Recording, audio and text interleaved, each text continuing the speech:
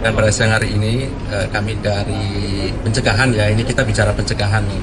Jadi kalau bicara KPK tidak hanya penindakan melulu, tapi juga ada pencegahan dan pendidikan kan gitu ya. Kemudian terkait dengan Kemenkes ya, semalam juga sudah dijelaskan, jadi betul KPK saat ini sedang melakukan proses penyidikan dugaan APD, alat perlindungan diri APD untuk COVID-19 di Kementerian Kesehatan RI tahun anggaran 2020-2022 dengan nilai proyeknya 3,03 triliun gitu ya.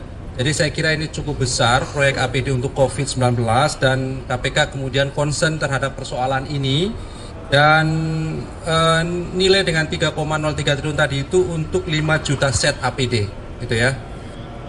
Penyidikan masih berjalan tentunya dan teman-teman sangat yakin tahu bahwa nama-nama tersangka pasti kami akan publikasikan nanti ketika proses penyidikan cukup dan kemudian kami lakukan penahanan terhadap para tersangka.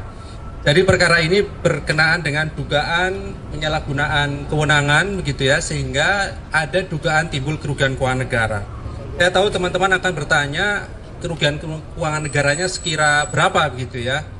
Jadi untuk sementara kerugian keuangan negara ini mencapai ratusan miliar rupiah gitu ya untuk tahun 2020 dan tentu nanti kami akan terus kembangkan lebih lanjut karena dalam proses penanganan perkara pasti diawali dengan bukti permulaan. Jadi ini titik poinnya, titik awalnya kami melakukan proses penyidikan yang sedang kami lakukan. Ke depan kami terus kembangkan dari perkara yang saya kira tadi nilai proyeknya cukup besar gitu ya.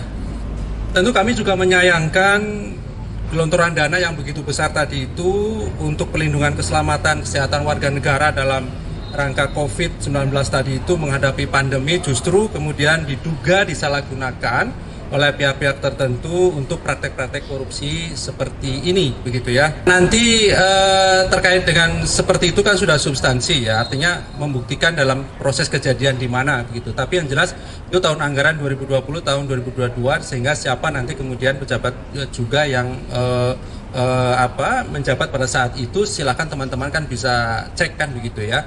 Tetapi mengenai substansi materinya saat ini terus kami kembangkan dan kami dalami lebih lanjut termasuk kemungkinan pihak lain yang bisa dipertanggungjawabkan secara hukum selain pihak-pihak yang sudah ditetapkan sebagai tersangka.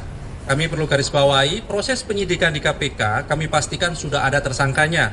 Tetapi memang secara teknis kami baru akan mengumumkan setelah seluruh prosesnya lengkap, seluruh prosesnya cukup, baru kami umumkan pada saat dilakukan penahanan. Ini berbeda dengan di kepolisian ataupun di kejaksaan, ada istilah penyidikan umum, yang baru nanti dalam perjalanannya ada yang disebut dengan penetapan tersangka. Saya kira teman-teman nanti kami cek ulang kembali, karena memang ada beberapa orang ya, saya kira lebih dari satu yang ditetapkan sebagai tersangka, tetapi pastinya nanti ada berapa orang dan identitasnya adalah akan disampaikan ketika penyidikan cukup dan dilakukan penahanan. Pasti kami umumkan seterang-terangnya konstruksi perkara, pasal-pasalnya, jumlah fix dari kerugian keuangan negaranya ya.